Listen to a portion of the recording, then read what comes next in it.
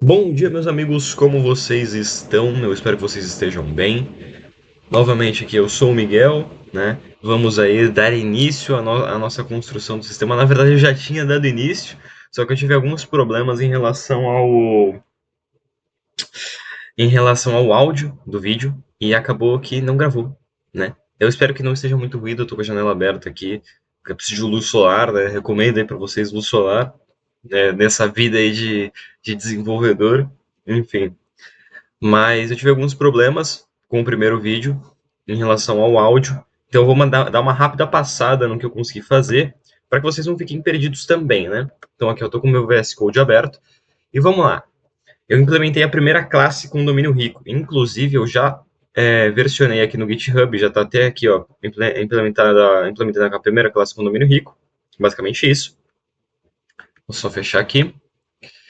E vamos lá, vamos recapitular o que. Recapitular não, vamos mostrar aqui para vocês o que eu fiz.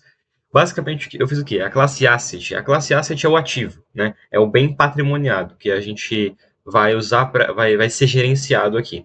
Então, vamos lá para as propriedades primeiro, depois eu passo para o método do construtor e para esse método aqui dentro da classe. Vamos lá, quais são as propriedades? ID, DP, Location, Status e Name. ID é GUID, né? O que é um GUID? É um Global Unique Identifier, ou seja, ele vai gerar uma sequência, eu acho que, se não me engano, de 36 caracteres, e que vai, assim, é tão único, né? Até no próprio nome do item, por assim dizer, da classe, do tipo, melhor dizendo, ele é tão único que não é isso, mas assim, ele é tão extenso, são 36 caracteres aí que tem uma aleatoriedade tão grande que é difícil você conseguir, muito difícil você conseguir preencher todos eles, tá? Então é por isso que eu resolvi usar como ID. O ID aqui dentro, ele não vai ser usado para consulta. Ele vai ser usado só para registro. Então não é uma coisa assim que eu quero utilizar, é mais por uma questão de facilitar e dar uma complexidade a mais. Facilitar não, mas é mais uma questão com o objetivo de dar uma complexidade, dar uma estrutura mais profissional para os registros dentro do sistema. O BP é o que? É o número do bem patrimoniado, né? O número do bem patrimonial. Ou seja, por exemplo, eu adquiri 3 computadores, porque esse é o foco do Asset Flow até então. Porque assim, eu até coloquei isso no próprio GitHub. Se vocês quiserem dar uma olhada lá, no GitHub é bem simples mesmo, é Miguel Mota Abreu, eu acho que vocês já acham lá, mas está como Asset Flow, provavelmente vocês conseguem achar também, mas vocês conseguem ir acompanhando por lá. Então, beleza. Voltando, né? É, o foco do Asset Flow vai ser os equipamentos de informática. Então vamos lá. Eu tenho 3 equipamentos, eu adquiri 3 equipamentos. Eu vou patrimoniando eles, né? Eu vou patenteando eles. Então, o primeiro computador 001, 002, 003. Então, assim, essa é a questão do patrimoniar, né? São números, códigos que você passa a determinado ativo, determinado item que você tem sob a sua posse, para que você tenha um rastreio dele. Isso é como se fosse um ID de fato, tá? Mas como nesse cenário, incluindo, assim, inclusive eu tirei esse cenário do lugar que eu trabalho. Nesse cenário, o ID dos ativos é o bem patrimonial, eu quero usar eles aqui. Vamos lá, location é a localização desse bem, a localização desse ativo, né? Aonde que esse computador está, né? Em que sala? Está na sala 1, na sala 2, na sala 3, entendeu? Aonde que ele está? O status desse computador, ele está disponível? Ele está em manutenção? Ele está alocado? Já vou explicar cada um dos status ali quando a gente chegar no colocar em manutenção. Vou dar uma explicada melhor. E tem o name, né? O name é o quê? É o nome do computador. Porque assim, por mais que eu tenha um bem patrimonial, por exemplo, se eu vou passar para o meu cliente ou numa questão de chamado, eu não. Como é que eu posso dizer isso? Ele às vezes não vai saber consultar o número do bem patrimonial. Às vezes ele não pode não saber consultar. Então, eu entro numa sala, eu tenho 3 computadores. Ao invés de eu pedir para ele o computador com o número de bem patrimonial 3347, eu vou falar, me fala aí o do terceiro computador, que é o 1, 2 e 3. Então, o nome é mais para conseguir localizar para conseguir localizar, não. Localizar e diferenciar os ativos que estejam no mesmo ambiente, numa mesma sala. Assim como eu comentei. Vocês podem estar me acompanhando pela voz ou pelos comentários aqui, que é basicamente o que eu estou falando.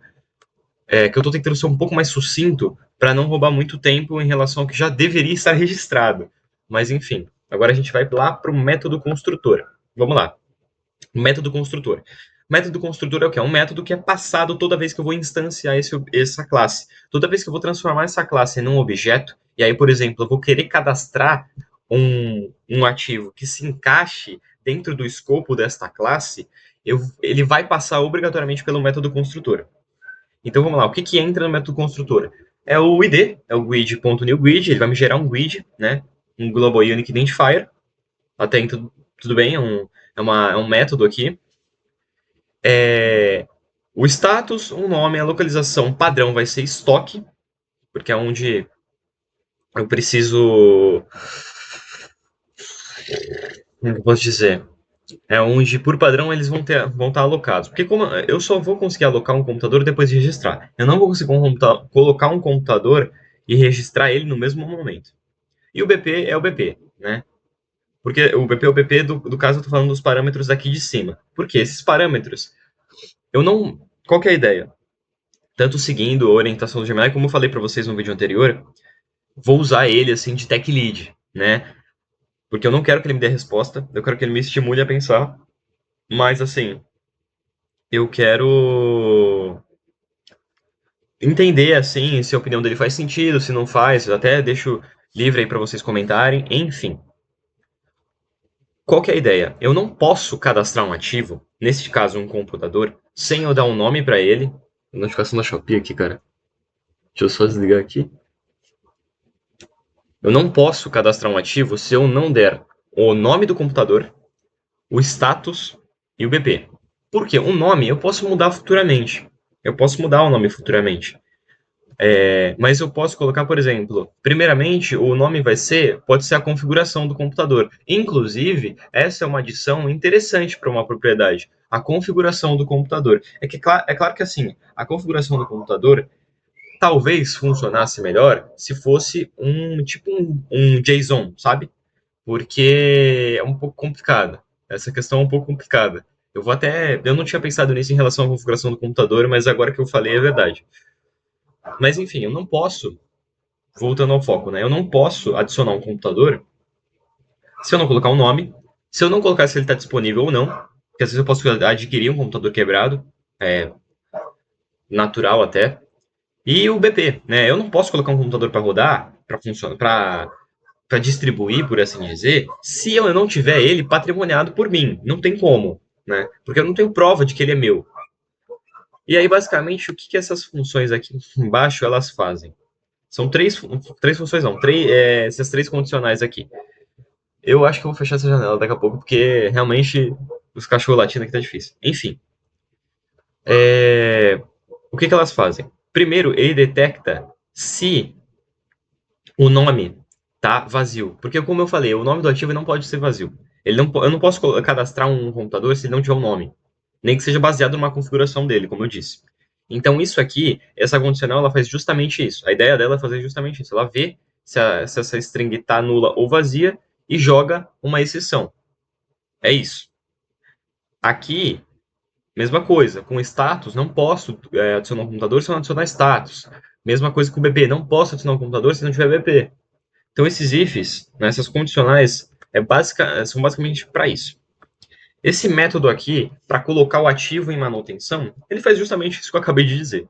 Ele usa tanto o nome string status BP, eu preciso passar esses três, e aí ele vai fazer o seguinte, ele vai mudar o status do computador para, se, no caso, ele não tiver alocado é o quê? Se ele não tiver em uso, eu vou poder passar ele de qualquer outro estado para manutenção. Porque às vezes ele está disponível e ele vai para manutenção. Às vezes ele está quebrado e ele vai para manutenção. Isso futuramente, essa questão do que eu vou preencher no status, provisoriamente, eu coloquei como string. Mas, depois, a ideia é o quê? A ideia é eu colocar um enum para de fato, padronizar essa parte aí e não ter essa diferenciação, porque assim, por exemplo, eu posso escrever só para, né, para demonstrar melhor o que eu estou falando. Mas eu posso escrever aqui, ó,